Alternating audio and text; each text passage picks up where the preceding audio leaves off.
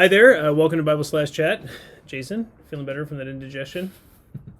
Excellent. Nope. Okay, good. No, I was until you said More that. is on the way. No, just kidding. Just kidding. Nice. Thanks for joining us. We've been talking about implications of creation. Yes. And so last time we talked about marriage and family. Yeah. Now we have a new one. Now we have a new one. Another pre-fall reality. It's important to note that because that means these are not bad. In fact, opposite. They're very good. Yeah. So what's the one other reality that we see, like for Adam and Eve before the fall? Yeah, good. Yeah, so one of the things that I think is very clear pre-fall is that Adam was made to be a working being. Yeah. I think we live in a culture and society where we sort of work to relax, right? There's always the goal of work is always to get to a place of rest, always to get to a place of relaxation. Work for the weekend. Yeah, work for the weekend, exactly. But God actually made Adam and Eve to work. Yeah. And there's a number of places where we see that in Genesis 1. Yep. It's interesting, verse 26, he says, "Let us make man in our own image, according to our own likeness, and let them rule over the fish of the sea." So there's an active ruling over them. And then in 28, he says the same thing, "Be fruitful and multiply,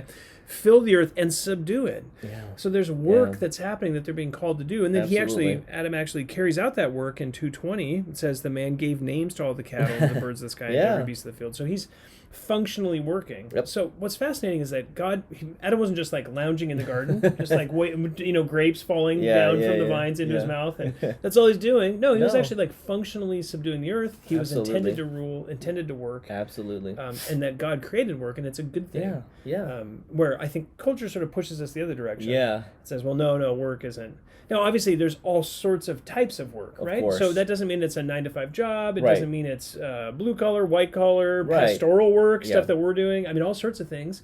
God has called every person to a different vocation. Yeah. And even people who have ceased working in the sense that they've retired are still working. I was thinking about Lynn Houchin. He was just sitting here. Yeah, of course. I don't know anyone who works harder than Lynn, but he's retired. Yeah. That's ironic. Here you got a guy who's just super busy working so much, but he's not doing it for necessarily 9-to-5, but just to help and serve. Right. So God made us to work. He wants us to do that. And there are times of rest. Of course. Which is good and healthy. But by and large, man has been made to work. And we function best when we're working. As opposed to just having leisure time as the majority of our days, right? Yeah, when you go on vacation with the kids, and they're like, I wish we could always be on vacation.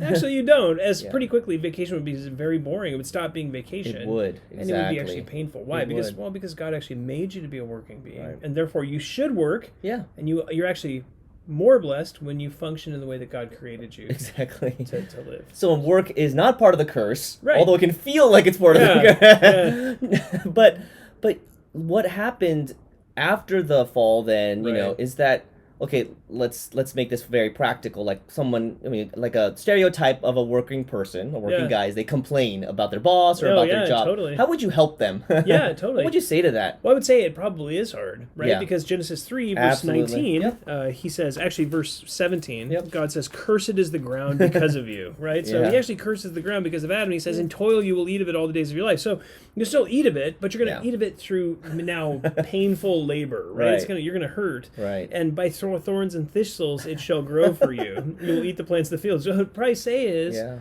in many ways, maybe you have a boss who's unbelieving or he's harsh or unkind. I would encourage them. That is a reality, no doubt. I mean, there are going to be unrighteous people in the world because now sin has come into the world. The fall has entered, and because of that, now we have pain in labor. Of course. But the pain in the labor of daily life does not mean that it's a bad thing. It means you should continue to do it. Yeah. But don't do it for yourself. Do it as unto the Lord. And that's what Paul tells us in Ephesians chapter 6. Yes. He says, work not for the master who you see, but for the master you can't see. Don't just seek to please him. Seek to please Christ. And so at the end of the day, you know that you're created to be a working being. And whether your master is kind or unkind, fulfill your created purpose in God by working and doing that for him and for his sake and for his glory, as opposed to for a master, for your own sake, or even for sustenance. Do it for Christ, and he'll provide for your needs. That's awesome. And that changes the motivation for work, right? When Christ is your boss. Yeah, exactly. God is your boss. You're like, he loves me. He's put me in this position for my good. So. Yeah, and I want to glorify him. Exactly. And